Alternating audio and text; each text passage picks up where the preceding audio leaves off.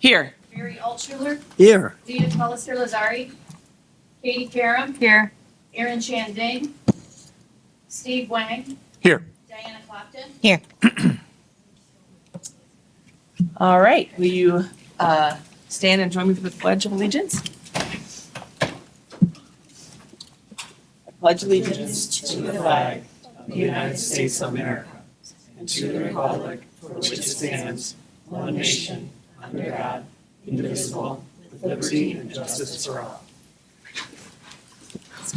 All right. Welcome to our October 15th regular Board of Education meeting. First up, we have a special report. So I'm going to turn over to Dr. Winkleman to introduce our guest speaker. Thank you, Sandra. Each board meeting, we have a different student representative from all of our schools throughout Barrington School District, providing an update and perspective on what is going on in their school from their perspective. And tonight we have Shreya Ramesh is joining us from Barrington High School. Good evening. Good evening. My name is Shreya Ramesh, and I'm a junior at Barrington High School. The word community can be interpreted in many different ways depending on a person's thought process. When I think of the word community, I think of the sleek new tennis courts at the high school. I see the gray bleachers we always put our stuff on and the big red shed next to it filled with tennis balls. I think of the amazing memories I've made with the teams and our amazing bond. My favorite activity at BHS would have to be the tennis team. I have been on the tennis team for 3 years now, and somehow it never gets old. I always get so excited when it's time for tryouts because I know that each year brings something different. This year, I've been given the opportunity to be captain, which has been so fun. Being captain has taught me how to be a leader while also being an enthusiastic and reliable teammate. This specifically exemplifies having initiative and self-drive, which is one of the core values that Barrington gives importance to. As captain of the team, I've had to learn to take initiative by guiding warm-ups and taking the lead when our coach, Mike Bird, cannot be present. By having these responsibilities, it teaches me to be self-driven and committed to the team completely. Unfortunately, there was a period during the season in which I was injured. Although I was not able to play for 2 consecutive weeks, I supported the team by coming to their matches and cheered for them when they needed it. Even though I could not contribute to the team physically, I learned how to assist the team with these qualities. When I was a freshman, I always looked up to the captain and hoped to become one. Now that I am one, I hope to inspire the team just like my former captains inspired me. These qualities that I exemplify and gain through tennis are also qualities that I use in the classroom. Barrington's mission statement is empower personal excellence in every learner. And this statement is something that I try to show in class every day. I try to do this by participating, growing, and learning from my mistakes in class. For example, my math teacher, Mr. Medinsky, gives very challenging tests and material during class. Last year, I also had him for math, and I struggled a little bit for first semester. As a student, I could have given up and been ignorant towards this, but I made it a personal challenge to improve my grade in this class, and I put in hard work, and semester by semester, my grades started improving. So far in the semester, I've gotten all A's on the tests. This demonstrates that I try to empower excellence in my learning because even if I fail or don't do as well as I want to, I still try my best to show improvement and excellence in class. Overall, Barrington's environment makes it a place to be because the classes and the people that I'm surrounded by makes it a safe and extremely fun learning environment. Right now, my favorite learning experience this year would have to be my class in biology. Doing different labs with my friends is both challenging and super fun because my friends and I can experiment with different variables, and even if we do it wrong, it is always fun having a hands-on experience during class. All these experiences, academic and athletic, have made Barrington the place to be for me. Thank you.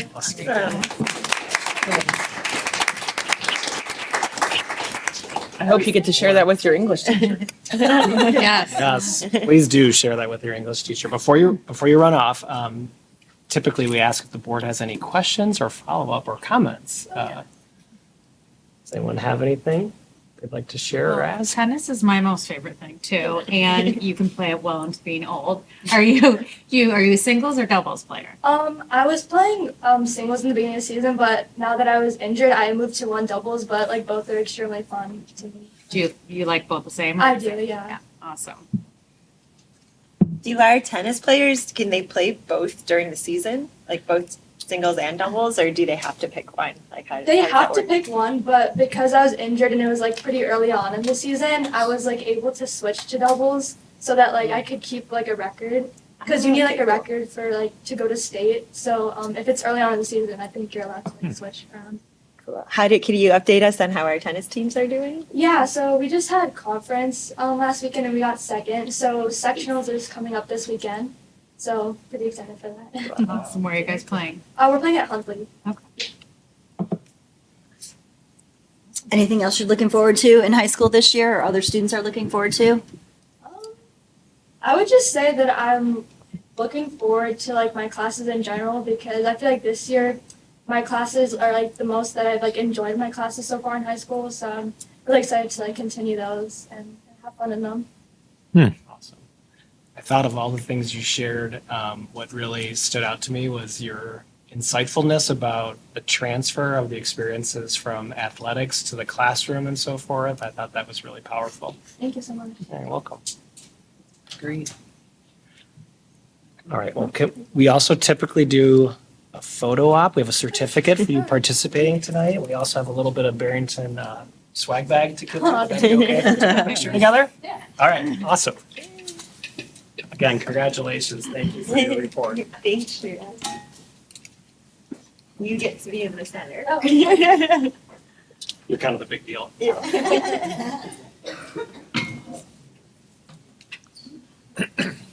Thank you so much. Would you like to hold the Oh, yeah, certificate? thank you so much.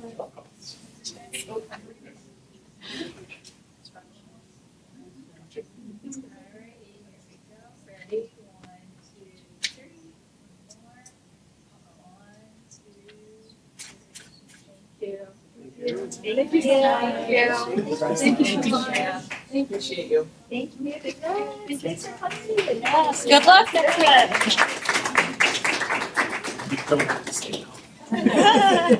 You're welcome to.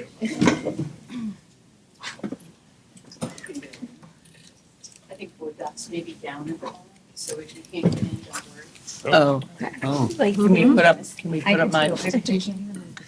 And probably Craig, be the able lens to of the days. Okay. All right, well, oh no, that's okay. I can talk through it, I think. All right, so it is time for my report. I said at our workshop I was gonna try to shift that after following these great students, but thank you again, Shreya, for your report on the community and truly demonstrating empowering personal excellence in every learner. And I love the tennis analogy. See what I did there? Also pursuing how we empower personal excellence in every learner. I was able to attend a few things this weekend. I went to the True Tale of Robin Hood at BMS Station Middle School and the BHS Orchesis show this weekend. And also, since the last time we met, at least one football game. So got to see some really great plays by our team. Last week, the board held their workshop. We talked through self-evaluation and we updated the Board of Education norms and communication expectations to reflect the changes to the agenda and the start time that we have made. And we also went into open session and we have up here on the screen the board, we went through these priorities and we committed to the priorities these are the same priorities that were presented by the administration a couple of meetings ago, last month. So I want to make sure that we covered what we did do in open session. Also, last week, the Barrington Area Chamber of Commerce Legislative Breakfast occurred. Thank you to Dr. Winkleman for moderating and representing us well. The referendum sessions continue to go well with great inquisitive audiences and presentations. So thank you again to Dr. Winkleman, Dr. Carpenter, and to all the, Dr. Carpenter's not here because he's at one. right now. Yes. So, and all the villages and PTOs and other organizations who have invited us to come. It is, again, the board's goal that the community is able to make an informed decision in November. And then I just had to share that last night, Dr. Winkleman and I were at the Village of Barrington and we witnessed the swearing in of a new firefighter paramedic, and it was really a very, very special ceremony. So it was really nice that we were able to be there and witness that. We might have to up our game a little bit. And then my last slide here tonight is that we started our tours around the different schools, and several board members visited the Barrington Transition Program yesterday afternoon. And some of us might even be wearing some of our new swag that we got we were able to purchase. And I think they'll be here this week, the district office maybe, or BHS, to watch for their pop-up store. And we look forward to all the future tours that we have coming, and we've all got them all posted. So we look forward to seeing those. And then tomorrow is the Barrington High School Career Expo. If you're able to attend at 11 at the main gym, that would be fun. And then this Friday, we also have the Ed Red Annual Kickoff Luncheon. And that concludes my report. I'm just demoing the new swag that the transition program Yeah. students are making. So these are a couple of, it's a football and a cheer keychain for Barrington. And then they also are continuing to sell these keychains from last year that we all have personalized on our lanyards, but they also have Cubs, White Sox, Bears, all the Chicago teams, and I think they do custom orders as well if PTOs are interested. So, and they got a new credit card machine that all the students are learning how to use as well. So it's We were able to definitely- test it out. Yes, definitely up in the game. So All right. Well, next up is public comment, and we have a special public comment tonight too, on the ISB resolutions, but we had no one sign up for public comment. So we will move right into Dr. Winkleman's report. Okay. I'm sorry, I can't get this to move right now. Give me a moment. Okay, no problem. There you go.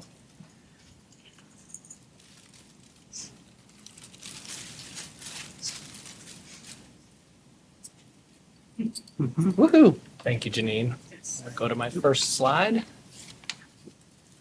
Okay, for my report tonight, I'd like to start with one of our spotlights. So our strategic plan, Framework 220, consists of 6 strategic priorities. And within each priority, there are several objectives. This school year, we're focusing on 7. Sandra just displayed those a moment ago. And so far, I've highlighted 3 of those objectives during our board meetings. Tonight, I've highlighted 4th. So the objective I'm highlighting tonight is learner agency and pathways. This falls under the personalized learning strategic priority. The goal of this objective is to create unique opportunities and experiences for all learners to pursue individualized pathways, to explore their interests and passions, and to provide well-rounded educational opportunities to develop skills that increase student agency, preparing them to make future career, college, and life decisions. This objective is currently in its baseline phase, and a learner agency team made up of staff members is off and running. At their last meeting, the team identified connections with other objective areas, developed a shared understanding of learner agency, developed a vision for success, and began their learning phase. Next slide, please.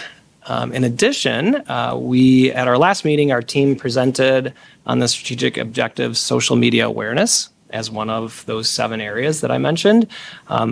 As the team explained, the work really associated with this particular objective will certainly focus on social media, but it will also include concepts related to digital citizenship. So we are unveiling tonight that we have adjusted the title for this objective, and it'll convey both concepts. So we've updated this on the website, and we've updated our graphics and logos to reflect really that it's social media awareness and digital citizenship, as both areas will be studied and addressed. So.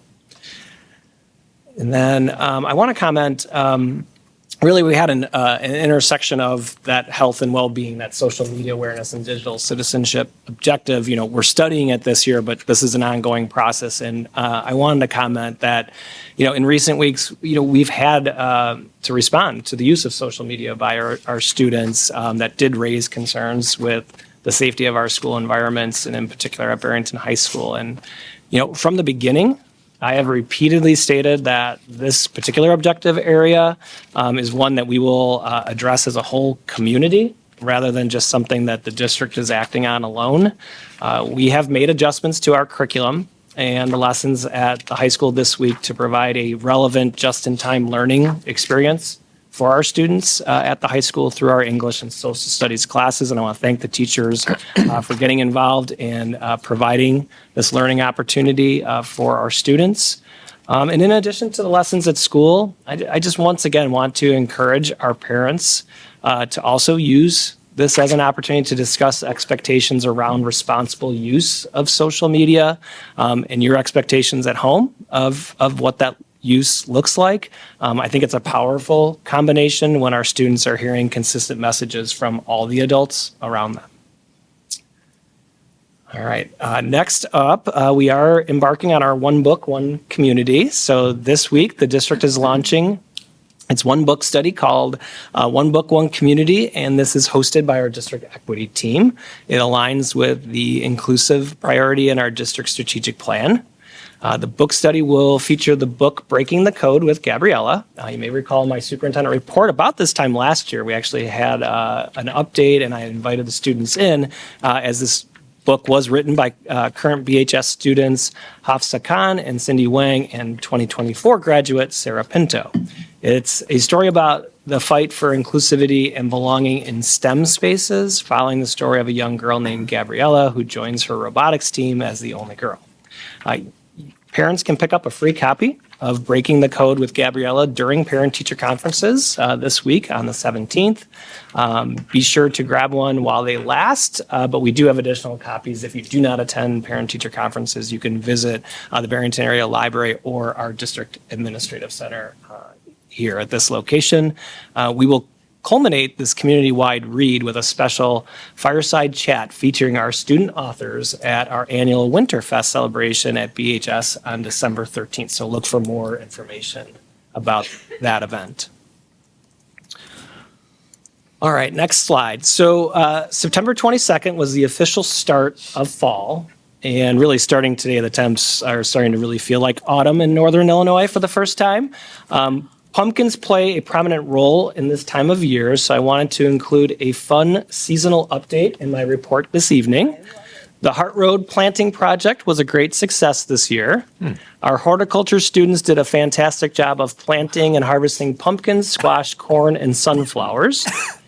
This process began in the greenhouse in May, and in order to have time to harvest out by the end of September. Planting on Hart Road took place in the first week of June, after the threat of frost had passed, and I'll just have you hold right there, gang. Just stay right there. We're too excited. Yes, I see it now. All right, we'll hold right there. So our board members were out there helping to plant many of the plants, and students are practicing regenerative agriculture, which means no artificial fertilizers or pesticides. So I want to thank our FFA and horticulture students for all their hard work in this process, and our teachers and staff and administrators.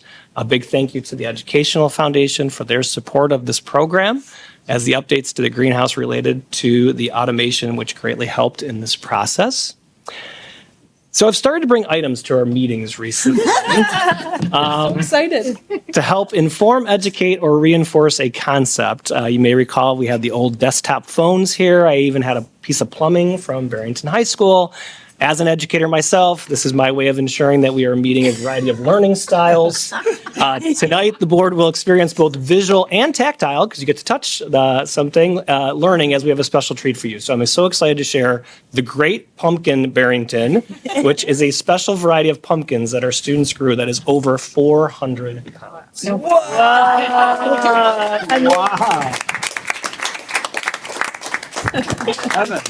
We have students and staff from Barrington High School. Would anyone like to comment or share a little bit more than what I shared in my report of just this process that occurred over the last several months? Well, as an added bonus, How'd they get on there? he's agreed to lift this 15 times.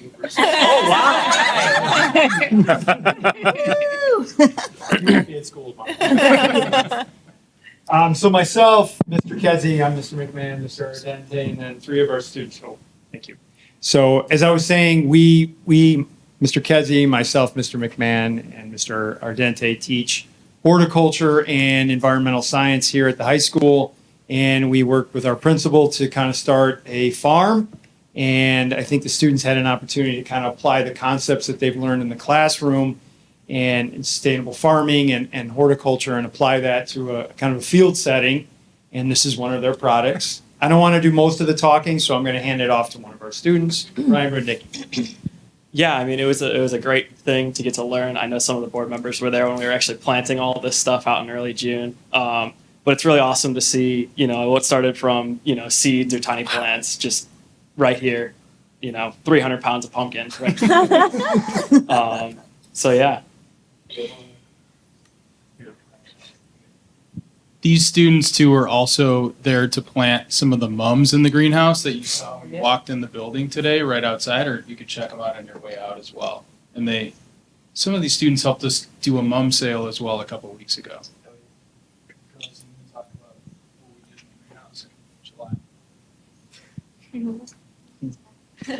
Well, yeah, there were some mum plantings, things like that. Kind of like what Brian said. It's cool to see, like a little seed turn into something great and big.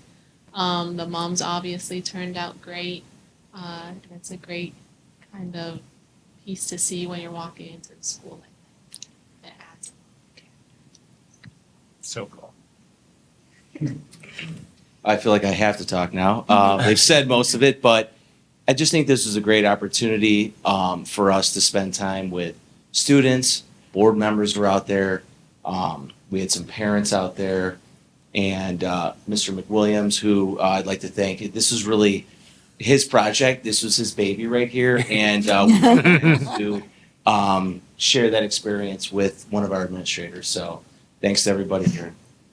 That's so cool. We're doing a Quick reminder, this is just year one. This is ongoing. Yes, We're gonna you're keep this going, and hopefully this is going to be just the first of a big bounty at Barrington High School. All right, so I'm a novice. Can you use the seeds from this to grow the next big pumpkin or no? Does it not work like that? It should work like that. Okay, I just It should want work like that. I mean, they might hybridize with some of the other smaller pumpkins out there, but I think that's a great idea to see what happens. That might be an experiment we can. Is there plans for like an epic pumpkin smash with this? Other great idea. Or maybe we could carve it, right? for I think Steve would Halloween, guard this with his life. No pies coming out of that pumpkin. Pie. The right kind of pumpkin.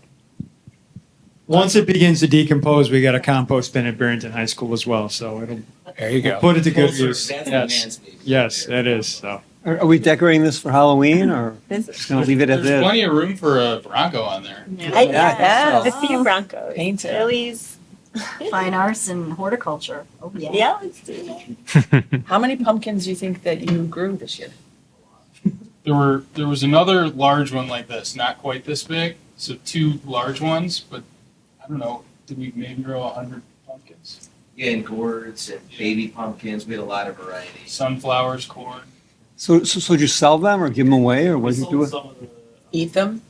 we sold some of the pumpkins, corn, and some flowers for mums, and then we have some of the stuff that's just kind of put around and show off what we did.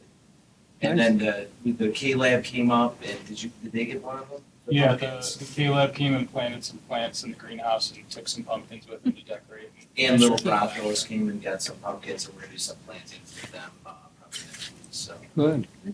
So all the produce that we planted with you in June, all of that has been harvested then? That's all Pretty much out of the all. ground Yeah.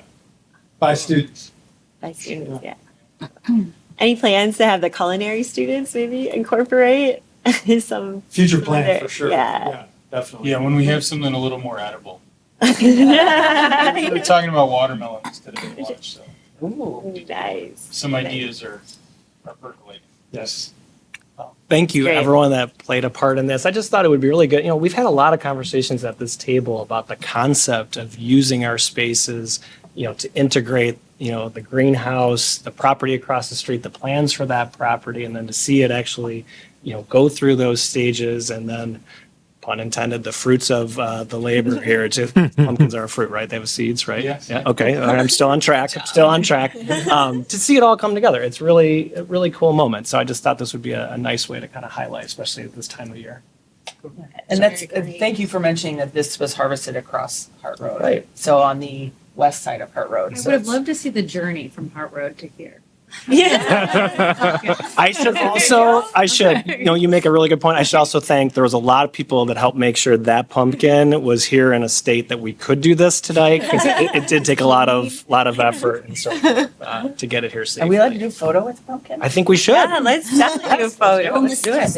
Is there any other questions? The students too, obviously. I was Yeah, just yeah, gonna say, I applaud you guys doing the little Broncos and the A-Lab, getting them involved is great. Mr. McWilliams, you got to come up here too. I know you're being modest.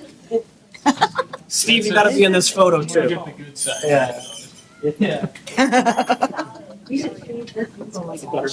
Wow. It's super fun. I'm glad to do a meeting. I just want to break pumpkin. Everyone come touch it. That's the tactile part, Aaron. Mr. McGillis. Oh, yeah, thank you. Appreciate it. The other one in your office. It's actually so there's some mums out front and the other ones there. So you can see the mums that are. Come on in. You guys can be the front. It's not about us, it's about you all. Come on in. Students and staff, you guys get up in front. You guys. Yeah, teachers too, come on. Come in a little bit Sure. closer. Gather around. That's again. Craig and Steve, you go with that. Yep. Yeah, you got it. All right, ready? Here we go. Take a couple. 1, 2, 3. 1,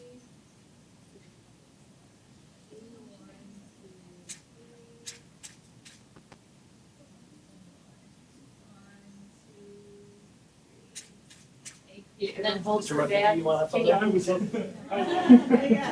promised my wife I would take pictures. No, I do not need to be. Awesome.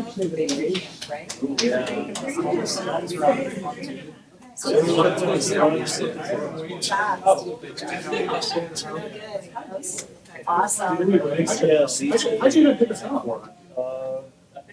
Did all of you guys have to pick this out and manage to get it on? So the maintenance crew looked at it. It's like 4, so we thought it was out of the whole crew. They just put it on a scale yet. Next year, the goal is actually 1,000. So we start working on it next year. You gotta change the whole thing, prepping the. Yes, I do. I even have a little mini chainsaw. Can we do something really epic with this? Oh, absolutely. Pictures with Kayla. We just want to show the whole. I'm good saying that. It's heading to Kayla? It's heading to Kayla. And they're gonna have fun with it. It's gonna be as big as the Kayla. That's gonna go. Thank you, Mr. McWilliams. Thank you. Thank you, teachers. Appreciate you. Thank you. We need those. Even you are. I will share. John and I graduated together.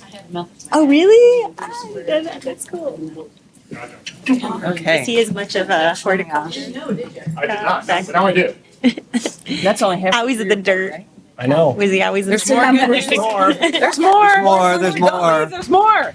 There's more. Don't leave. They're like, you know. Yeah. See ya. Okay, it's okay. Let's keep it.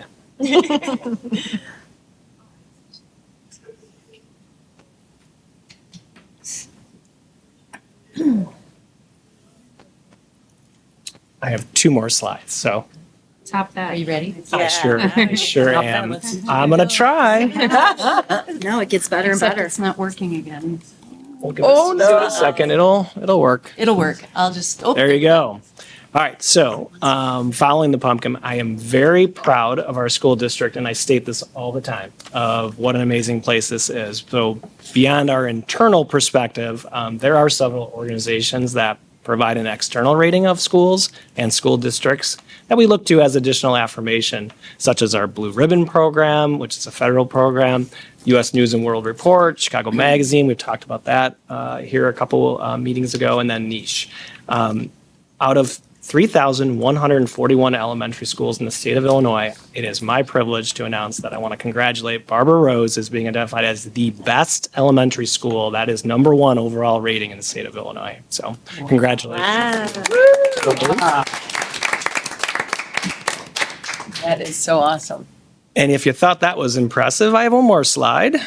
Out of 386 unit school districts across the state, I'm very proud and excited to share that Barrington School District was named the best unit school district in Illinois for the very first time.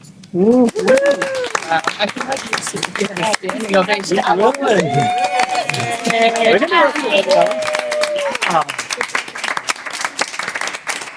That's thanks to a lot of people. It is. A lot. It is. So, I believe this designation, to Sandra's point, is the collective effort and the dedication by our Board of Education, our educators, our support staff, our administrators, our parents, everyone doing everything possible to ensure that our students have the best learning experiences in our schools each and every day. And so I'm very grateful for all the effort that goes into that, and very proud of us earning this designation. And that concludes my report. Great. Great Wow. report. Yeah. I kind of want to think stand up again. Yeah. We can stand and stretch throughout the meeting.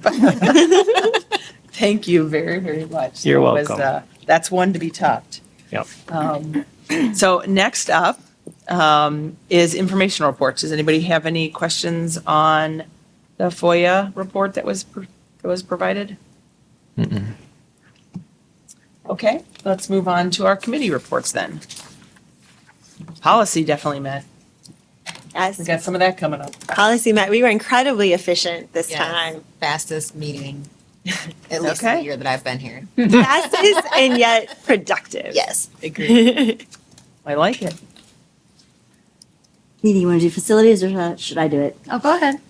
Okay, so facilities met and a couple different updates. We talked about the 2024 summer projects recap, and most of the projects have been completed, but due to manufacturer delays, 2 projects are not quite done. Rubber flooring at BHS, some of it is done, but not all of it, and grease traps across the district are still in progress. They should be completed by the end of 2024. The cost is still tracking under the budget.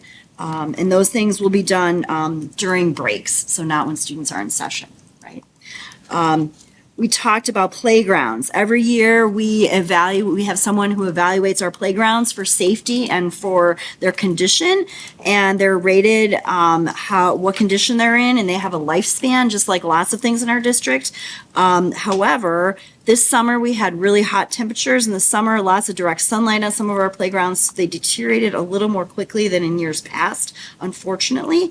So it was identified that the large playground at Huff, the small playground at Rose, and the older half of the large playground at Rose had deteriorated more quickly than expected. So they are being recommended for replacement for the summer of 2025, so next summer. And then we're gonna, Repeat that again. Are there 3 playgrounds or 2 that you mentioned? let me read them again. The large, 2.5. 2.5, okay. yeah, it's kind of a strange thing. They're not all the same at every school because they've happened at different times. Well, plus some schools have big and small playgrounds. They- Yeah, like and 2 that was playgrounds. it the large one at Grove, you said? Rose. Oh, Rose. I'm sorry, I apologize. Oops, okay, Rose. No, that's what you said. Yeah. Okay, sorry, double checking. Can you say them one more time just to make sure I don't screw it up? Yeah, so the small at Rose, half of the large at Rose, and the small at Huff. Gotcha. Thank you. Yep. So yeah, so to just keep up with this and be ahead of the game on this, because there's been some cracking and things. And what we learned was there's new and improved technology, but the weather's unpredictable. So we're just gonna have to pay attention. And maybe we'll put some shade tarps, that's not the right word, over some of the ones that are in the bright sun. We're gonna look into that. Sun visor, those things, so that'll help. But the hot weather, no trees over them, makes them deteriorate a little. Are we getting back to the manufacturer and let them know that they didn't last as long as? Well, they did. None of them have Oh, okay. underspent their life cycle, and just for clarity, there are no safety issues with any of these right now. We just are wanting to get ahead of any of that. But they haven't undersold their life cycle by any means. Okay. We just accelerated our time Yeah. a little bit. Yeah, these playgrounds were slotted for 2026. So we're moving them up just 1 year. So not terrible. And then we also talked about the summer projects for 2025, the capital projects recommended for 2025. So to get ahead of the game and be able to bid them out sooner and save money. So many of the items will be processed through cooperative purchasing. District-wide roofing and paving will go out to bid. We will review the bids in early December, bring them to the board by December 17th. And then the summer, this is something to pay attention to too. The summer 2025 capital projects will cost the historical $3 million, but we will also be completing additional work approved to be funded through the 2024 surplus, the Bill 220, and the PFA reimbursements. Included in these additional projects, this totals over $14 million of the reinvestment into our facilities next summer. And these are the things we've talked about at our prior meetings. Like air conditioning in the high school. And the playgrounds are in that.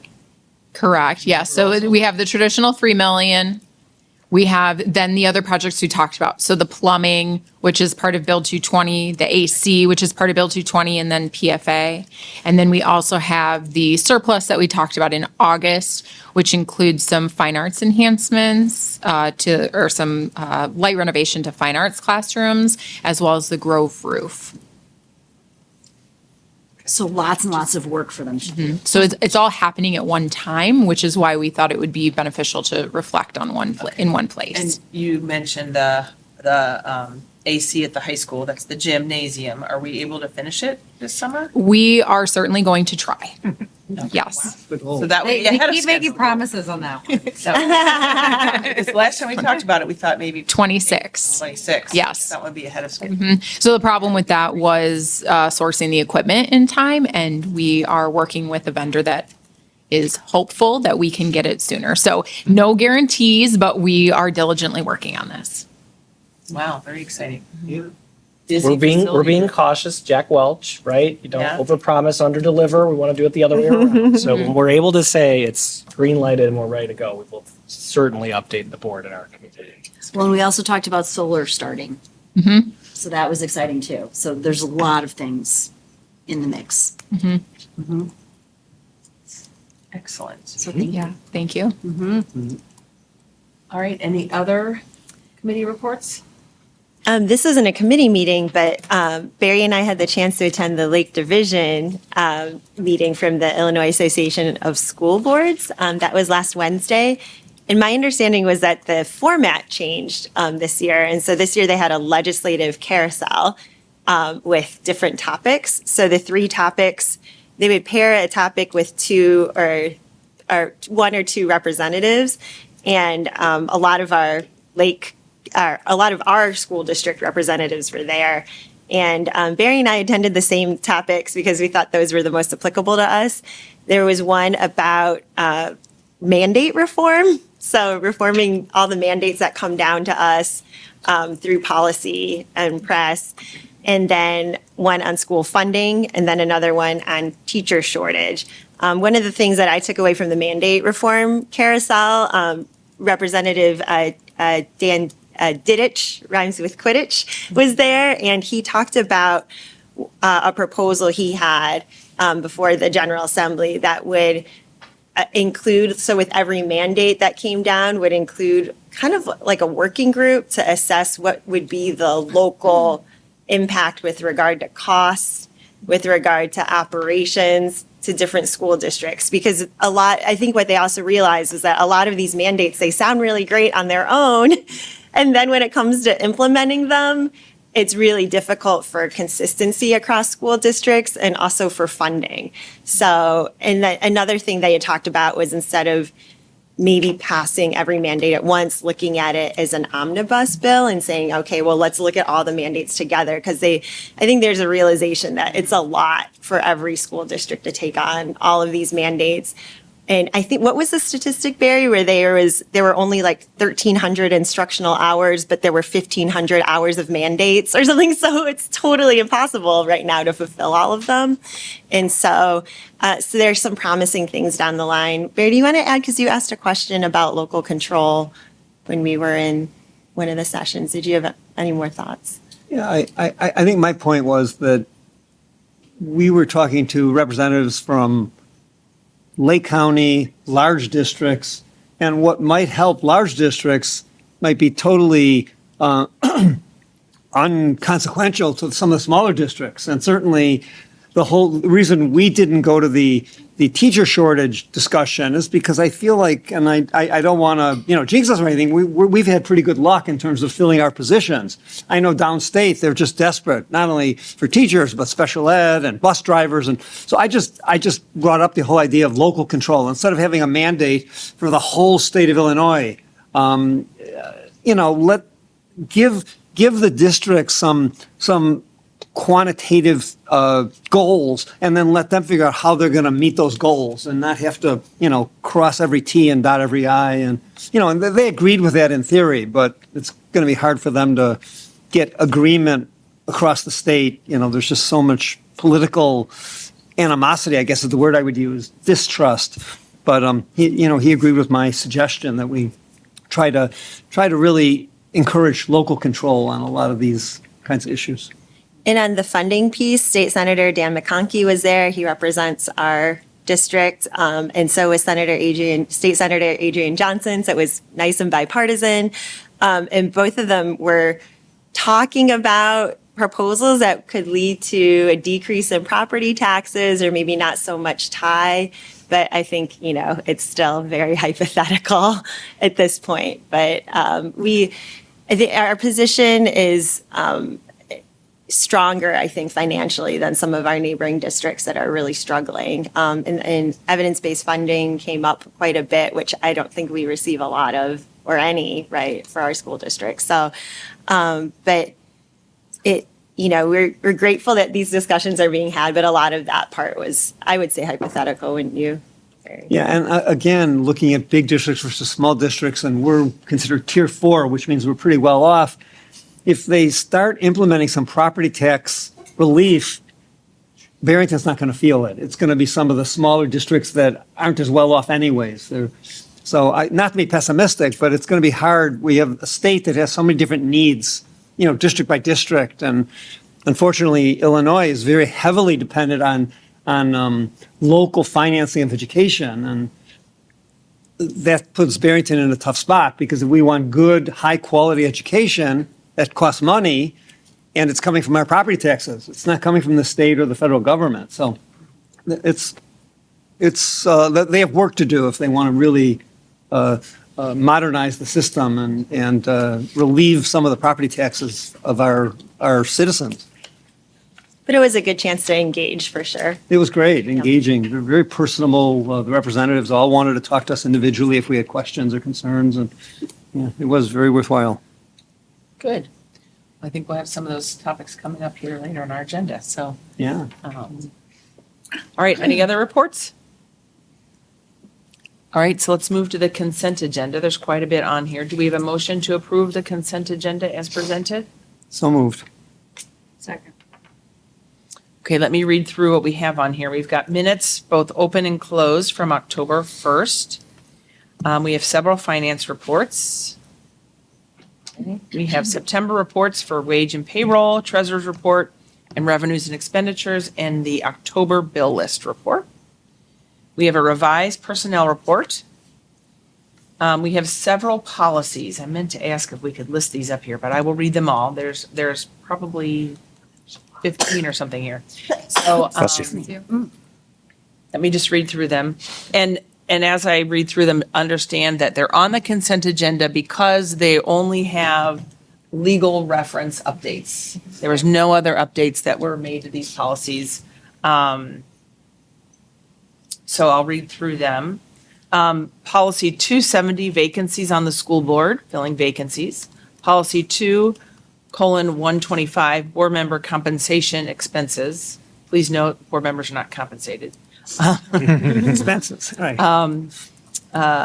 Policy 2:125E1 and E2, which is the expense reimbursement form and the board member estimated expense approval form related to the board member compensation policy.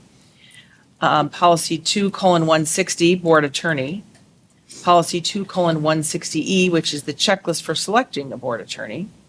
Policy 4:15, identify protection. Policy 5:130, responsibilities concerning internal information. Policy 5:180, temporary illness or temporary incapacity.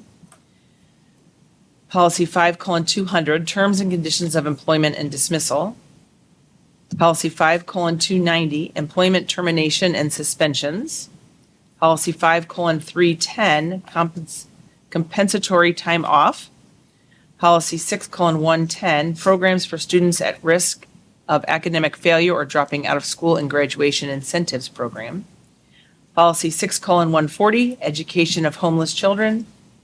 Policy 6:150, home and hospital instruction. And last, policy 7:170, vandalism.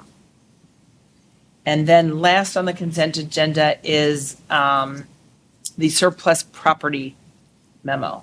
Are there any questions or comments about everything on the consent agenda? Can I ask a question about one of the policies? I'm just out of interest. The 2160, which is about board attorneys, and I'm not suggesting we're making any changes. It says the Board of Education makes the decision about attorneys.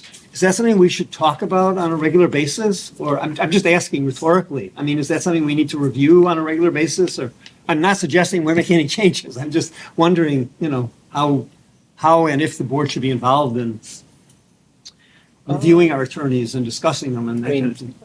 Yes, we could incorporate an annual conversation around the attorneys. I think, if there was a particular aspect about counsel that we wanted to consider or review other firms that may have more or less expertise in that area, that's something we could do. It's not something that we have regularly done. That's what I was just as a wondering. board. I'm sure if the administration is happy with our legal representation, the board's happy also. So Yeah. I'm not suggesting any changes. Yeah, I think it's probably been maybe 5 or 6 years ago that we did make a change with firms based on expertise and, Need. in need at that time.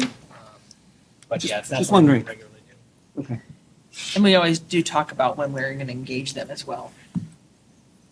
Typically, it's in a closed session fashion. We talk about it here too. So I guess board, think about that. Let us know if you feel, let me know if you feel strongly that we should do something on an annual basis.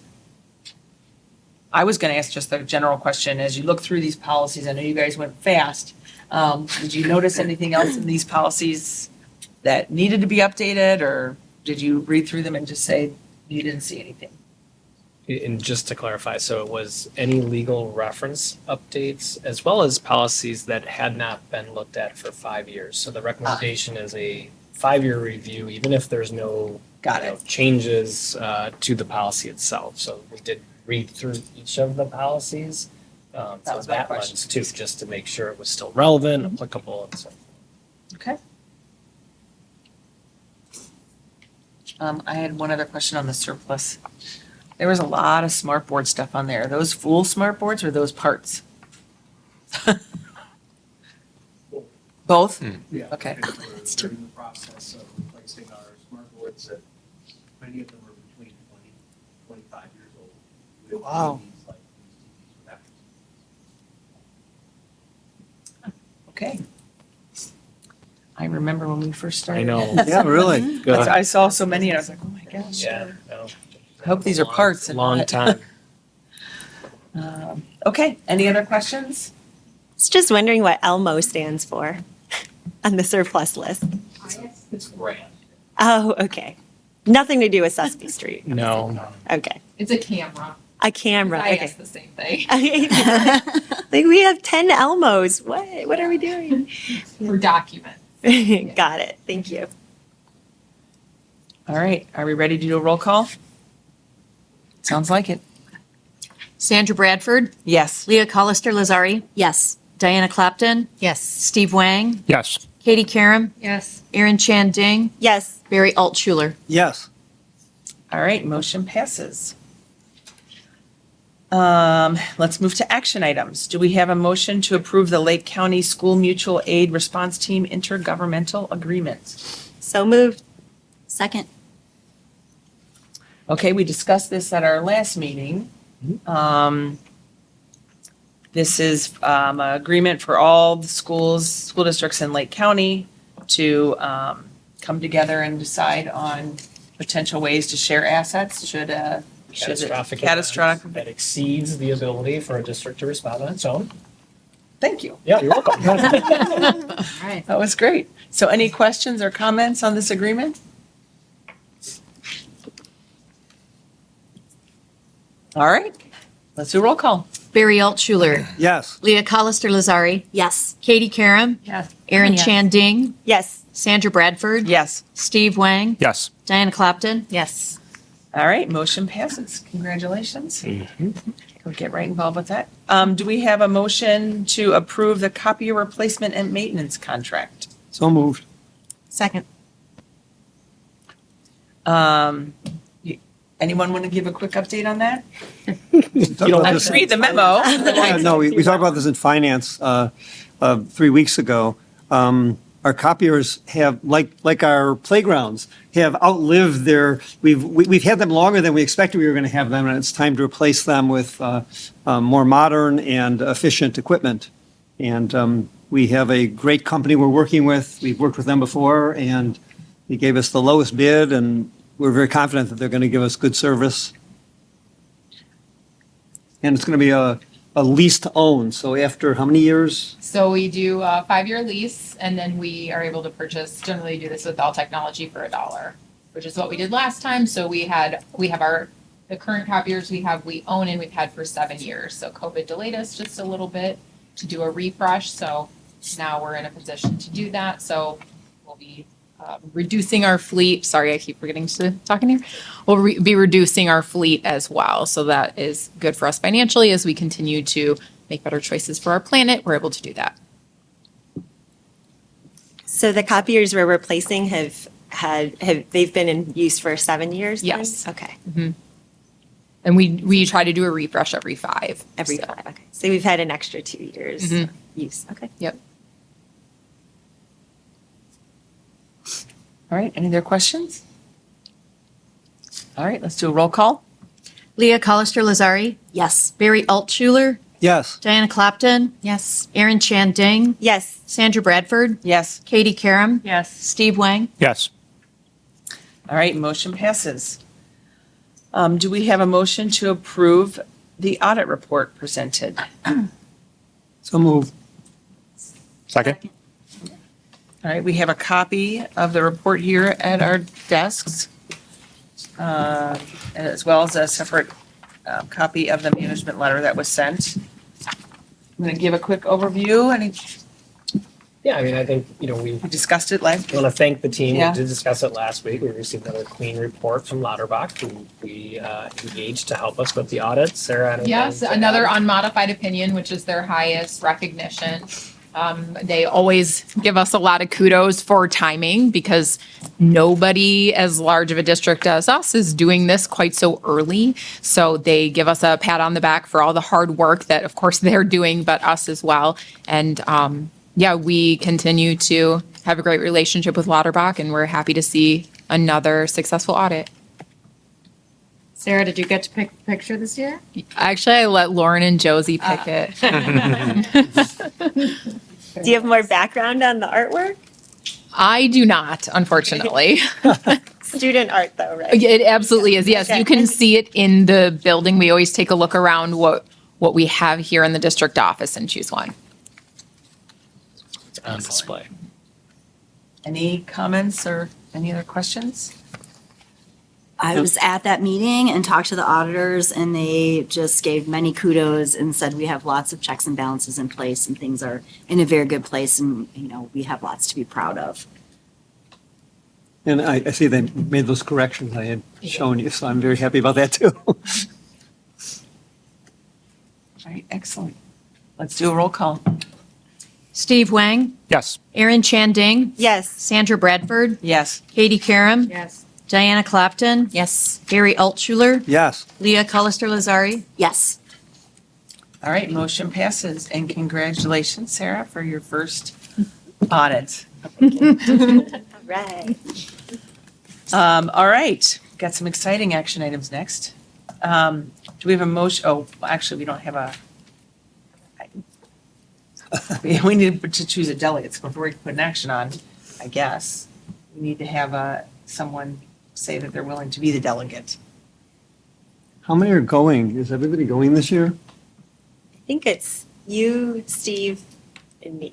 And me. And Leah. Oh, and Diana. Oh, so we have, I think there's quite a few. oh, nice. Excellent. I'm sorry, my life revolves around the football schedule. Yeah, Absolutely understand. Okay. Well, Some personal commitments that we have too, so. I think in the past, the past several years, Steve and I have taken turns being the delegate. But if anybody else would love this experience, it's actually really cool. It's Yeah, cool. I agree. And you get a nice pin to put on your lanyard that says delegate. Look at her I sell. be delegate. I know. You can meet delegates from.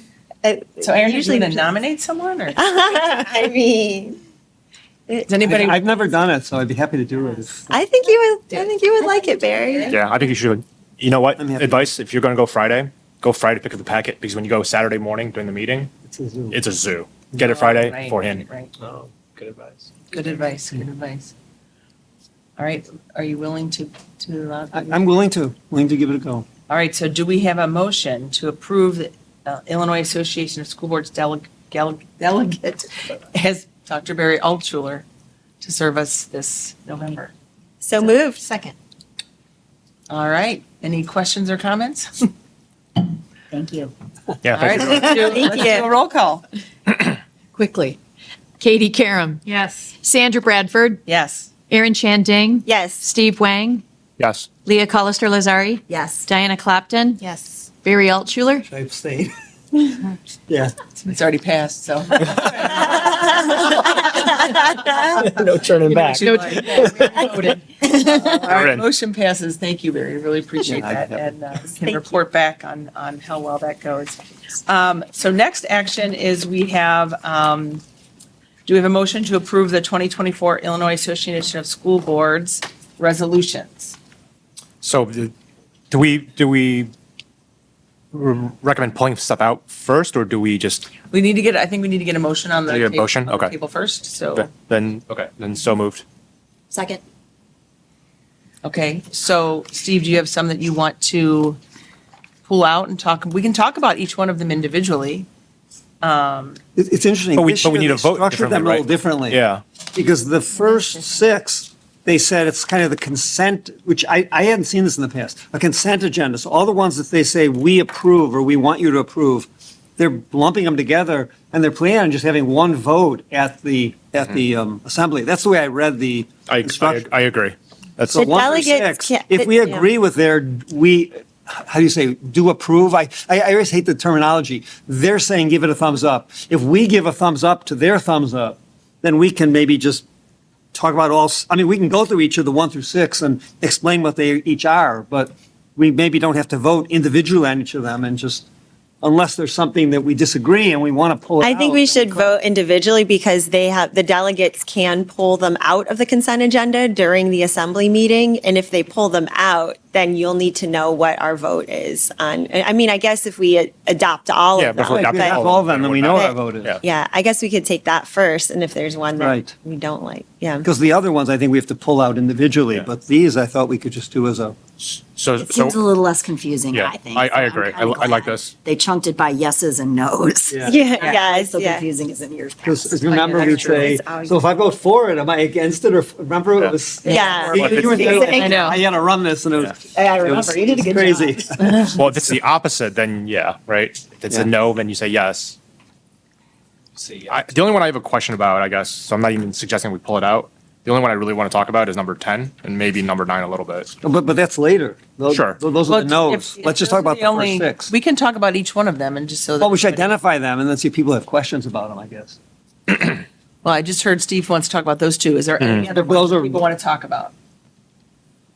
Do we need to pull them off, or do you just want to talk about them and then decide if we're going to pull them off?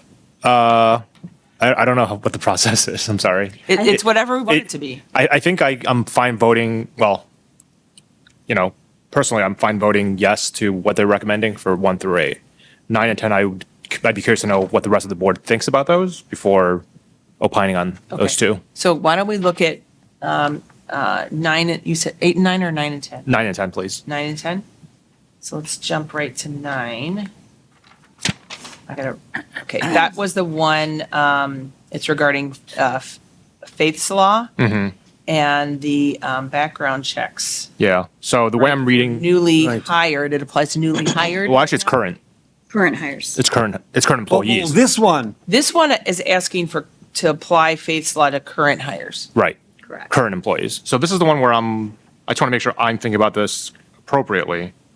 So the way I'm reading this is it's recommended to not adopt because it would pose legal and collective bargaining challenges, which is totally fine. But I guess what I want to, clarify between us is we're not ceding our right to do a check on a current employee, because in the end, the resolution indicates that the employment decisions are best left to each district and its attorneys. Is that how you guys are reading it as well? that's right. Yes. Okay, so we're not affirming that we're not going to do it. It's just that it's at our discretion if we want to do it, right? Right, Yeah. these are all resolutions for IASB to advocate for. Sure. Saying they do not want to advocate for this. Correct. They're saying there should be local control, so it's the Okay, local. that's the way I that's how I'm read reading it as well. Okay, just want to make sure that's the So- case. So we're not saying we're not going to do it. We're just saying we're going to determine on an ad hoc basis whether we We're not want going it. to have ISB. Correct. Not going to necessarily have them push for it. Right. Okay. 10 is actually kind of related to us, and I think this is actually a good one. I don't know why this would. I don't see why an additional check would discourage someone from running for school board. So let's just describe what this one is. Oh, I'm sorry. That's what we're talking about. That's okay. This is, Criminal background It's- checks. Yep, criminal For board background checks for candidates. board candidates, not just members, candidates. That's right, all candidates. Yep. So if you're filling out a petition today, at some point, well, in a future election, you would have to go for a background check as well. Well, I think their point is any potential candidate has to state that they don't have a criminal background, but there's no one checking on that. Correct. right. That's right. So Well, if you have to apply, when I apply for a job, I have to get a background check. I think this is kind of the same thing. I don't see why it, and granted, this is about advocating for a policy change. I don't see why we would not advocate for this to ensure that, our colleagues and ourselves, for that matter, are held to a standard. And the ISB had 2 arguments. One is, this is a different standard for any other elected position. Sure. So if the state representatives and the mayor and the trustees don't have to do it, why do we hold ourselves to a higher standard? I mean, I'm just saying, that's what they've said. No, I hear And that. the second is, it's another challenge to candidates. I mean, we Sure. want to get school board candidates. If people Do have you- to pay for a background check and, go through the financial and procedural just to get on the ballot, last 2 years ago, the statement of financial interest, which was again, something that was new and changed, kind of tripped up a couple of our board candidates. And so this is just another potential where we're going to give people fodder to, oh, we're challenging, you didn't do that right. Or, it's just another, I guess the question is why in Illinois it's so difficult to get candidates to run, when, Chicago now is electing the school board and half of the candidates got kicked off the ballot. Like, if you want to run, I think you should run. I mean, unless you're obviously a criminal and, maybe that should come out in another way. So, The current law already states you cannot be convicted of a felony, right, and run and serve. and so what they're asking here is, do So we need it to already prove it? exists. Is it good enough just to Right. say, That's what I'm saying. I It's take about the oath proof. and I'm, Right. Or do I have to go further and prove it? I think this is different than any other elected position because we're dealing with kids here. Like we get in front of kids. We visit schools. We have access to schools that nobody else would. I'm not, I mean, if the other elected officials wanted to visit a school, I don't know that we've turned them away. But we don't give them a key card. We have a Actually key card. invited them, so But we have a key card, Sandra. That's my point. We can get into any school we want. we don't have to have that access. That's fair. It's true. So but we do. But we do. We do. And we can be checked at any time. Knows when we enter the building. But I want to get back to this resolution Yeah. at Sure. hand. We can talk about that another time if we want to. It's unclear to me whether the candidate would need to pay for. Yeah, I didn't read that either. Or, I think it Well, says. you guys, this is an advocate for this, right? This isn't, we're not. right, but I'm trying to understand the resolution clearly, because the resolution says the candidate has to go to the regional office of education to get the background check, but it doesn't say anything about. Well, Barry's whether or not- pointing out that it says it could cause financial and procedural challenges. Yeah. So the way I read it was that you have to take time off. Candidate's responsibility to get a criminal background check from the regional office of education. So it's on the candidate. Yeah, but To pay for it. Yeah. well, actually, I read that differently. Candidate's responsibility to contact. I read that differently. I read it as the candidate would have to take time off work to go get it done. Is that the financial? Good. That. Because that's what I was thinking was part the of it. financial piece of it. I didn't. Both. Is You'd it have to both? take- I Okay. mean, I can't imagine you can do this at 7 PM at night. Well, yeah. I'm just saying though that, like I said, if I were to apply for a job, any job I've applied for, they've done the background check. That employer covers the background check, Correct. right? The employer covers it. Right, they're not asking the employee to go and Correct. do it themselves, that's on the. Correct. I certainly couldn't support this. I was advocating for the school district to pay for all these. I'm not saying the school district would, but wouldn't the Regional office. of regional education. office? Thank you. That's what I was looking for. Regional office. I don't think Ultimately, it's that's us. clear. I mean, ultimately, that's you and I, right? We'll be paying for that. It's the regional office of education. They don't print money, so. So you're saying tax. Yeah. So that would fall on us as a school district, you think, or be passed on? Okay, I see what you're saying. Yeah. Yeah, it's unclear. It is somewhat ambiguous there. Does that change your position if the candidate has to pay or not pay? I'm just trying to get to a resolution here. I think it Do we want to could, because- agree with them, the recommendation to not adopt this? So Sandra, how do we do this? Do we do like a straw vote right, or like a hands up vote right now on this one Yeah, we can do separately? a thumbs up vote. Well, should the vote be to remove it from the 10 or from the other 9 or just? Yeah, does anybody want to vote differently on this, vote against the recommendation I on would. this one? I just have a question, if I can. Like when a parent visits a school and you swipe their driver's license, that's kind of a background check, right? Mhm. Does that cost the district money, or or is that something that we have at every building and it's? Would that be an option for school board members? Because that's something every time you visit in January, you visit in March. Things could have changed or whatever. This is a one-time thing. I mean, I don't know. It's just something else to think about as far as what our practices are versus what makes sense for the state. Go ahead, man. It only searches one database. No, I'm sorry, it only was what? One database. Oh. One database of search. Does not include the full Criminal background. Okay. sex. Okay. I'm sorry, what does the database do? I'm sorry, what does the database do? Safety and security that I talked about this after our. Yeah, Yes. of course. Sorry to go out Sorry. of bounds here. Okay. Look, I mean, I'm with you, Steve. I totally see what you're saying. I do also. I'm also kind of with. It's hard to run for school board, and it's hard to come up with stuff. I don't know that. I do think this is limiting a bit in the fact that I wouldn't even know where to go get a criminal background check and how to do all this stuff in order to do this. Now, I get your point, though. I think other steps would have to be followed and figured out in order for this to be feasible to be implemented, in my opinion. And as you said, I mean, one argument you just made is it should be local control and not the state shouldn't necessarily be talking about every district, how they would do it. Downstate Illinois might have a much harder time going to the regional district to do it and, No, that's a good This point. one would be, if this is I would think, well, This is just my opinion. If it's good for one school district, it's good for all. Shouldn't, this one, I don't think should be a local control one. That's just my opinion. Sandra, can you elaborate, please? Why don't you think this one should be local control? Because it would muddy the waters? Meaning, like, you know, if you live in Barrington, this happens, but if you live in Cary, this happens? Put up further barriers to people coming forward. Okay, that's fair. I'm not opposed to getting a background check. Let me just be clear. Yeah.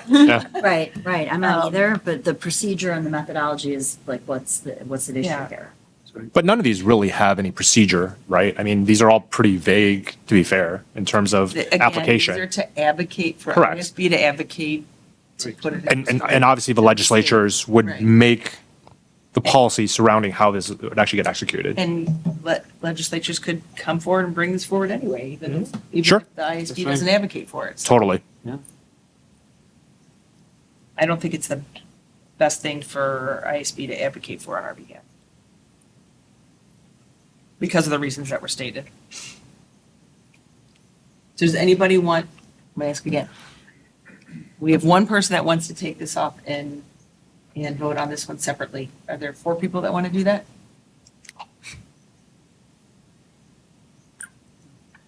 Okay, well, I appreciate you guys listening. No, very good It's a discussion. great it's a great discussion. discussion. Yeah. It's very, very good It's discussion. a tough one. I agree with you. Yeah. It is The tough. harder ones to tease out, but I agree. So, with ISB. I mean, this report has been posted, everybody can see it. Does the board want me to read through each one of these that we haven't talked about? I can just read the names of them. Sure. I had one question about the first one, and I'm Dual language. Okay. dual language. I'm in favor of it, but I just had a question. I wondered how many of our students, so the dual language one talks about if students pass the Illinois bilingual certification, can they be exempt from taking 2 years of language class and still graduate high school? And so I know we have students who get that certification, and it's pretty exciting, actually. And I was just wondering how many students get that, if you know, and I'm. So we had over 100 students. Dr. Byrne, do you know the Yes, number? in 2024, we had 102 students earn the seal of biliteracy in 13 language, and in addition to the 102, we had 89 students earn a commendation. That's awesome. Awesome. I was excited to hear what all U46 was providing in Spanish. Yeah. That was what was exciting to me. Yeah, if you don't You want could to take take a Spanish. civics, Yeah. AP history, psychology, geometry, algebra. Math is one of the classes we dropped earlier in middle school, and Yeah. it was math or science, I guess. This I is would- really in response to that House Bill 2170 that came out in 2021 that was an omnibus bill that had a lot of instructional mandates roll out over the past several years and even upcoming. And by 28, 29, all students are going to be required to have 2 years of a world language in order to graduate from high school. So school districts are beginning to think through creative ways to ensure students have the opportunity to access world languages. Well, and I just think it's exciting to give more student choice. If these students are already biliterate and bilingual, that they could do something else, because high schools, there's a lot of things you have to take to graduate. I pulled the numbers since 2019, we've had 471 students from the state. Wow. Nice. That's great. It's pretty awesome. Excellent. Thank you. All right, so just to conclude on that one, the recommendation is that students be able to take courses in not necessarily a world language course, but other subjects and still get their seal. Mhm. And they're recommending that we do adopt or do advocate for that. Are Okay. they, I'm just curious, it just spells out in Spanish, so these other courses it would only apply if they were offered in Spanish, not say like in Mandarin, Chinese. I'm just thinking Didn't say about. that. It doesn't say It said that. if you get the seal of biliteracy, then there's some flexibility in what you have to do in terms of, language in high school. That means you've taken language or you're proficient pre-high So school. if you take civics in Spanish or in Chinese, that could count towards your world language is what they're Okay, I think- asking us to advocate for. So what I'm reading, I think they're just describing their own district, Correct. U46, because they have so many Spanish speakers. It's really about the flexibility in meeting the world language. Right.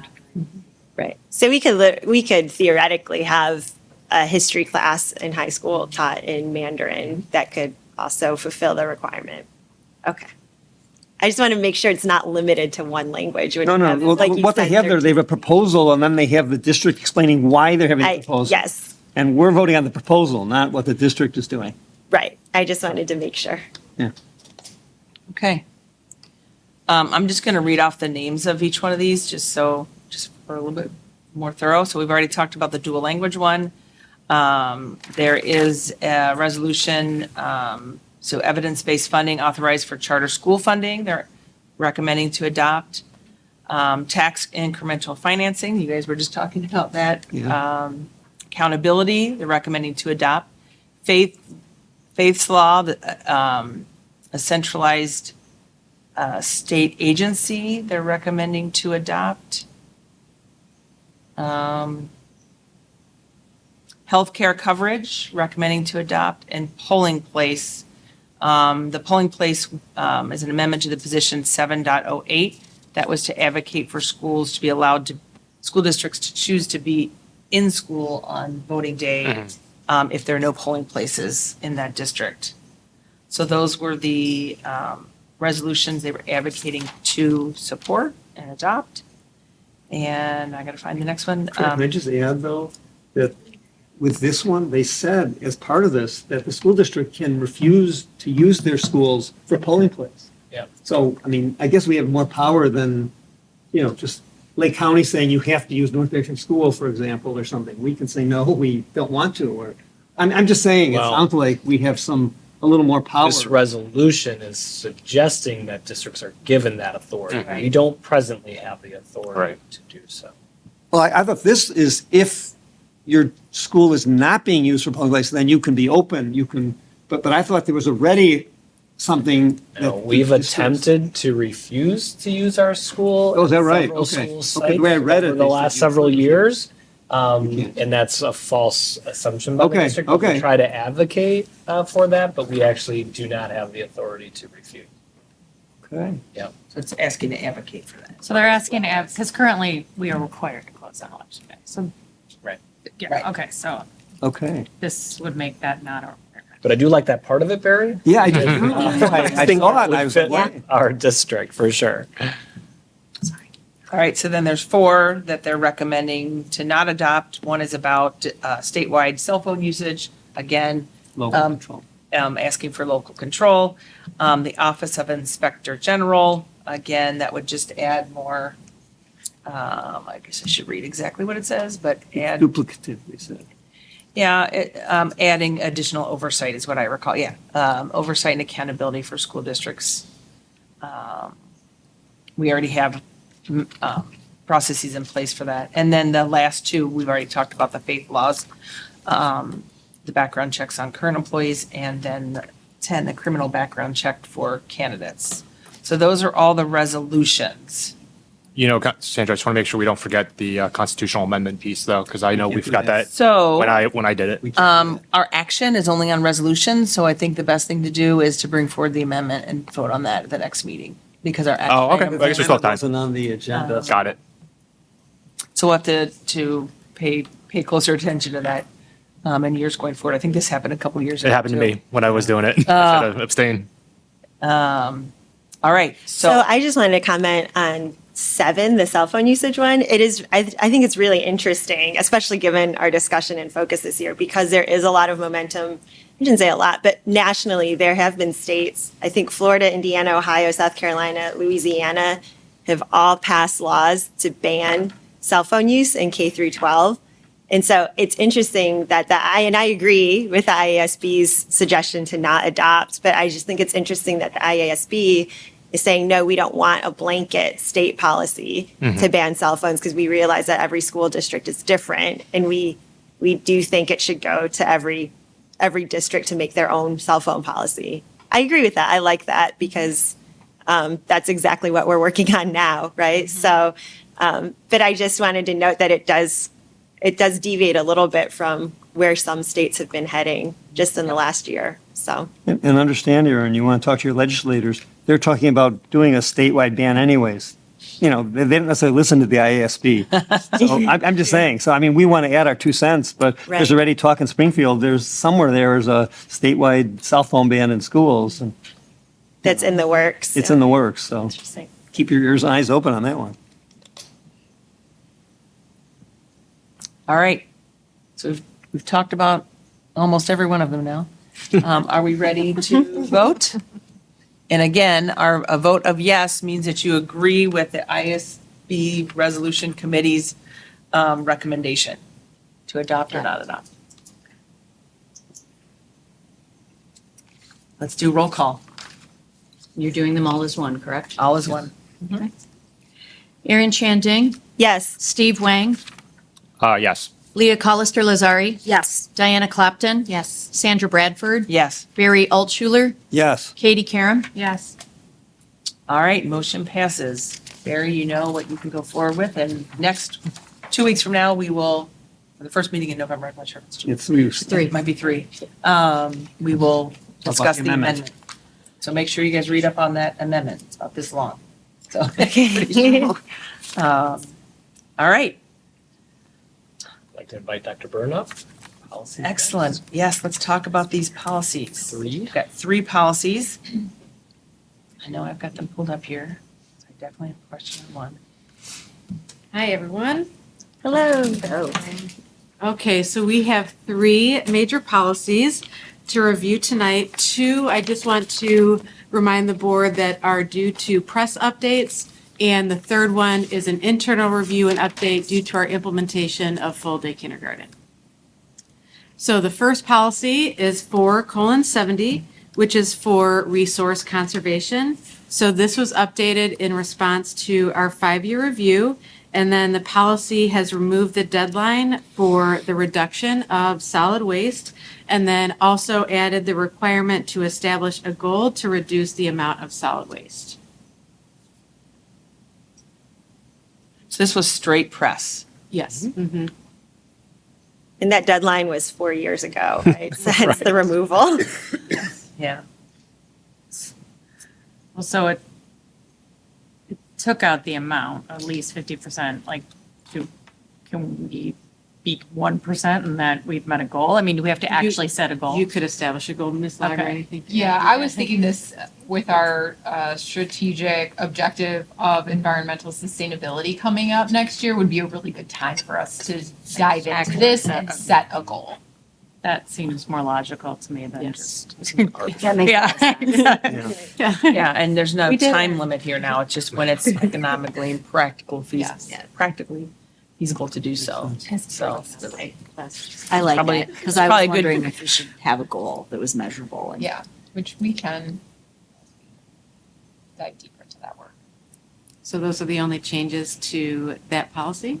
Okay. So we okay to move that to second reading? yes, sounds like it. Okay. The second policy is 4:80, which is accounting and audits. And this was also an update from press, and the policy increased the maximum balance for petty cash. And it's important to note that as a district, we do not maintain revolving funds or petty cash. However, we decided to align our policy with press recommendations if, in the event we decide to make a change. Any questions here? Or are we okay to move to second reading? Yeah. So what you're saying is we don't do this today, but we've got it in here. So if the Correct. superintendent or designee was going to do so, that would be the limit. Correct. Okay, let's make sure I got it. Okay, okay to move to the second reading? Yep. Okay, Okay, and our third and final policy for this evening is 6:30, organization of instruction, which as a reminder is a district update. So this is including language to the update of full-day kindergarten, since our district is now participating in full-day kindergarten and offering that experience to all of our students. Would we want to put an end date on this half day? That's what I was thinking. I was gonna ask the same thing. We Or- can't. It's Or is it only when it's feasible, only? Well, we are required by the current legislation to offer a half-day program until at least the 27-28 school year, which is when the mandate formally kicks in to full day kindergarten. So I would defer to Dr. Winkman on that I one. think you could word it as the date that aligns with the mandate, Yeah. or you can say to coincide with the mandate and not put the date in there. I think either one would.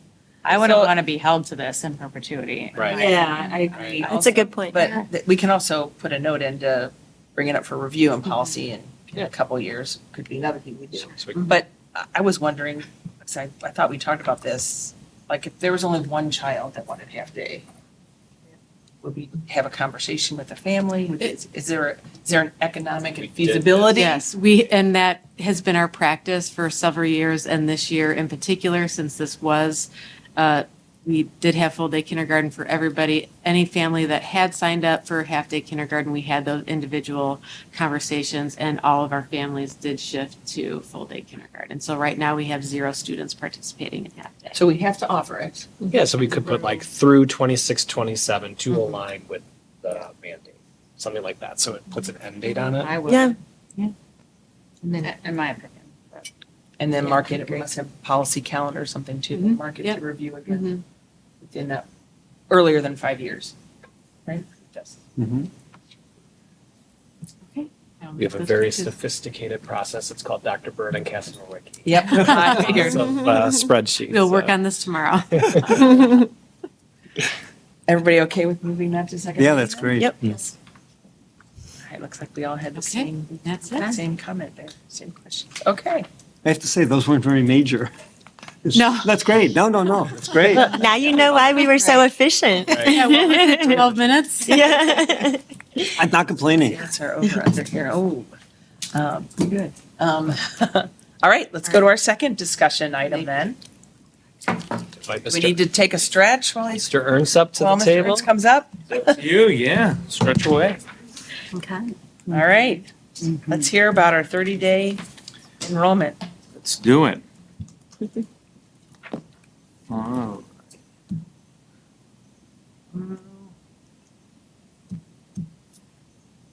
Give us 1 second, Zach.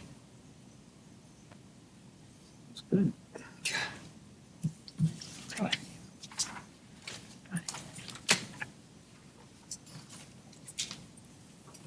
I didn't do it.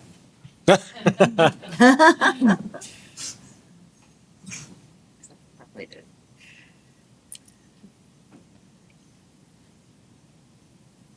Zach, will you unplug and plug back in? Sure. Building the suspense.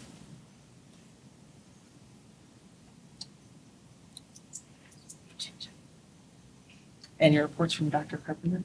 You had it Well, for a his second. presentation It did. came on and then, there you Oh, go. there it goes. Oh. I haven't heard from him, actually.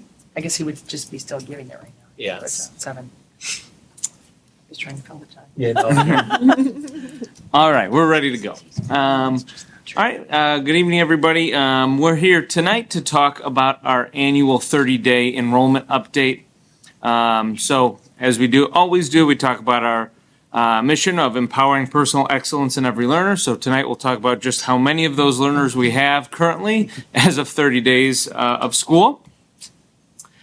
So we'll kind of start before we get into it. I'm going to show you all the different enrollment numbers kind of sliced and diced in different ways so you can get a good perspective of how the enrollment really looks. But the overall and overarching message, which I'll explain on this slide, is everything continues to be very stable in terms of enrollment from last year compared to this year.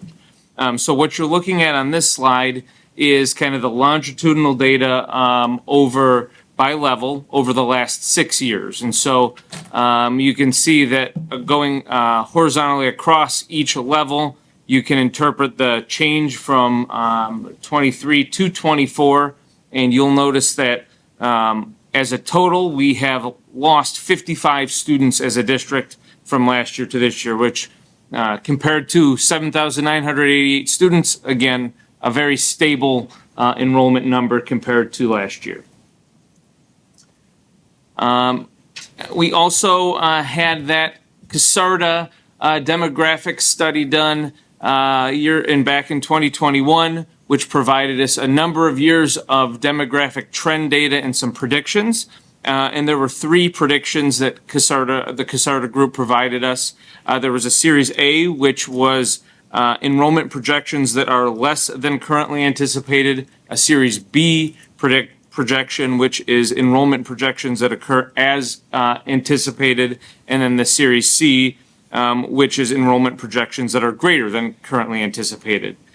So you'll notice that this year, similar to last year, our enrollment of 7,988 puts us in that Series B prediction, which was at 7,941, showing that they're pretty good at what they do because they are right onto that as expected trend, demographic trend again for another year here.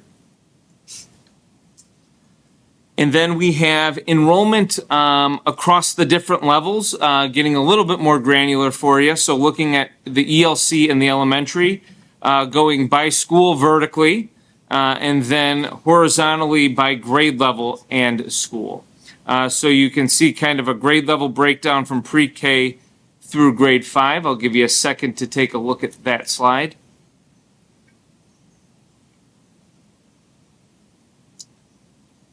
And then very similarly, a much easier one to look at relative to the number of columns and rows. We have our middle school, which formatted in the same way, looking at the school, Prairie Station, and privately placed students going vertically, and then the grade levels going horizontally. Sorry, can you go back up real quick to the one, where is the K-Lab in the kindergarten? K-Lab is included at Roslyn. Oh, I was wondering where Roslyn is so big. Okay, Yes. that makes more sense. Thank you. Great question, yep. And that's true for all reporting, right? Everything is going to be reported through. Correct. Okay, thank you. Sorry. It's all right. Good question. And then we have high school in that similar manner, which is displaying BHS and BTP. And then going horizontally, we have the grade levels, 12 plus, including BTP, and privately placed students.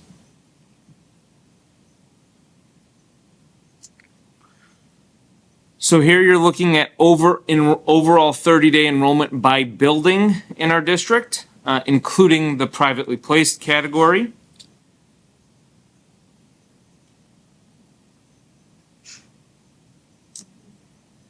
And then this is the comparison slide that will let you look at by building in that first row going horizontally, looking at 23-24, last year's 30-day data compared to this year's in the second row there. And then that third row, you're looking at the difference between 23 and 24 compared to 24-25. And then the percent loss or gain that's interpreted between the 2 years. I didn't mention it in my report, but it was very nice to see that Barrington Transition Program, that extra space that we provided. You know, you see it went up 100%. Yeah. I think it's actually might even, anyway, it very much needed. So thanks. Huge shout out to Dr. Lizwicki and the team. I know that's a targeted focus is getting the word out and trying to support our population of students that might be looking for that post-secondary opportunity. And I'd say growth of the program by 100% is doing just that. Yeah. So Very that's thankful wonderful. we did that. I Yeah. can't imagine what it would have been like if we hadn't acquired that additional space. Okay. So some overall conclusions as we kind of take a look. Like I mentioned, overall enrollment is down by 55 students, and then you can see by level. I have it broken down there by the increase going up or down by how many students. I thought it was also worth noting, because we've had that conversation, that kindergarten enrollment, when we know that shift going from half day to full day, while we can't directly correlate and we don't know 100% certain as it's the reason, we do see an increase in our kindergarten enrollment from last year's numbers from 436 students to 484. So with an increase of 48 students. So again, not a direct correlation, but an assumption we might be able to draw that that's both maybe an increase in enrollment, but also an increased offering of full day kindergarten. And then it's always important to mention enrollment numbers obviously fluctuate through the year as students matriculate or move in and out of our schools. But then we always consider our enrollment when we talk about staffing discussions, and that's an integral part of that process as we do every year at looking at where are we currently at with enrollment numbers. And I know as we get into that time of the year in a couple months, there are constant reports on exactly where are we at relative to enrollment and our guidelines. And so we'll continue to monitor that throughout the year. I think the kindergarten increase is exactly what we predicted as well, so thanks. Right. to We the- said 40 to 60. When you Yeah. looked at it for Right 10 smack years, there, yeah. 48, pretty much right in the middle. Yeah, Again, we so- can't say for certain, but Yeah. Right, but. yes. So on your point, because I feel like I get asked a lot, I think people have a conception that if our enrollment's going down, that our staffing is not necessarily following that. Do we, which I don't believe is probably true. Do we ever show that in comparison, kind of where, I've honestly been asked this a relative amount of times. But relatively, so if our numbers are going down, the staffing follows the numbers in theory. Yes. And in this case, when you look at a drop of 55 students, I'll let others chime in if anybody would like, but we're really looking at, it might be that we're reallocating, right, where staff ends up. And when you talk about a loss of 55 students, that isn't going to be a straight drop of a lot of staff. But what it does is each year we look at where are the increases, decreases in maybe moving staff from one position or think about where do we need more or less. Does that make sense? Absolutely. Yeah.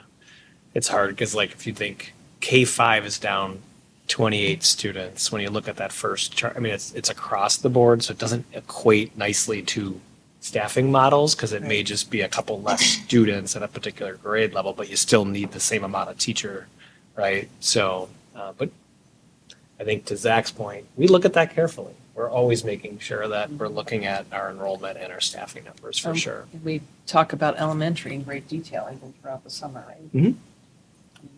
And you can see that kids don't come in packages, right? No. To be most efficient. It even varies in schools, right? I think the best evidence for that is as you get the enrollment projections and you're starting to see what classrooms are in guidelines and out. There's your, it's the litmus test of exactly where are the kids all at and kind of where are they going. But that's another piece of the puzzle. Like second grade at Grove is twice the size of first grade at Grove. That's. Well, that's because they probably have an extra, what is Grove, The language Chinese or? Might be Duolingo. Language. Because second and third are big at Grove, so I'm sure there's That's true. extra. Duolingo. Yep, classes that's of some sort. Duolingo. Yep. Duolingo, Dual okay. language, yeah, then you see Lions, the same thing. Phenomena happening. Yeah. Fourth and fifth, right. And same with Roslyn, yeah. So did something happen with Prairie and Station that Prairie is up a lot of students and Station is just down a looking lot at of that. students? Or is that just, Yeah, so. because that seems like a I bigger looked into number. that, Yeah. and it's there was nothing significant that occurred. Station, for example, had a larger 8th grade class that matriculated to the high school, and there was a smaller 5th grade class that we had been tracking coming in. So, and where the split happened in the 5th grade, right? Because all of our 5th graders, based on where they're districted and where they are assigned, go to those schools. But it was an overall a smaller 5th to 6th grade class and a larger 8th to 9th grade class leaving, which accounted for some of those at Station and the increase. I guess even following up though, is there like space constraints? Because I thought Station and Prairie typically had about the same number of students, and now it's kind of a sizable gap. So is that something we monitor for? I don't know what capacity is at the middle schools, but it's. Yep. So Prairie and Station are comparable, but Prairie's enrollment and the size of that campus does have more classrooms than Station. It has been that way for a number of years. So there has been a little bit larger population at Prairie compared to Station over time. And what Zach was describing, we actually had a large eighth grade class last year at Station was larger than Prairie, which doesn't always occur, which is why you see that swing from one year to the next. Got it. But there are more students typically and more classrooms at Prairie to accommodate. Got it. Thanks. Well, and I also noticed that there's like 3 elementaries that seem to have an uptick and 3 that seem to have a downtick. And I've had questions from a couple parents like, wow, you know, my school seems to have a lot of kindergartners and a lot of young families moving into the neighborhood. And are we going to be okay in the future? So is that something that happens every year, or is this something that we're kind of paying attention to? The way some of the elementaries are down and some are up. Yeah, I mean, I would say a general comment, yes, we're paying attention to it, 100%, right? That's like why we start with a staffing model, and then throughout the summer months, I was bringing updates to the board to say of the contingency, you know, our enrollment increased, and we needed to bring students back to that campus or add a section of first grade and so forth. So yes, we're monitoring it. I will say this chart doesn't look too dissimilar from past years, so I wouldn't say there's anything here that looks different or is causing us any kind of concern that we need to respond differently. You're going to see these fluctuations. Okay, that's good to hear. Yeah. Okay. I saw that ELC was up 13%. Has that been a pattern? What I know last year we were at 210. Where were we the year before? I'm just wondering if we have more like an increase of younger families coming in. And I know ELC is a little different because of the, you know, not just anyone can enroll, but I'm curious as to see if our younger learner population has been steadily increasing. I'd have to dig into that a little bit for you, and I could get back to you on that.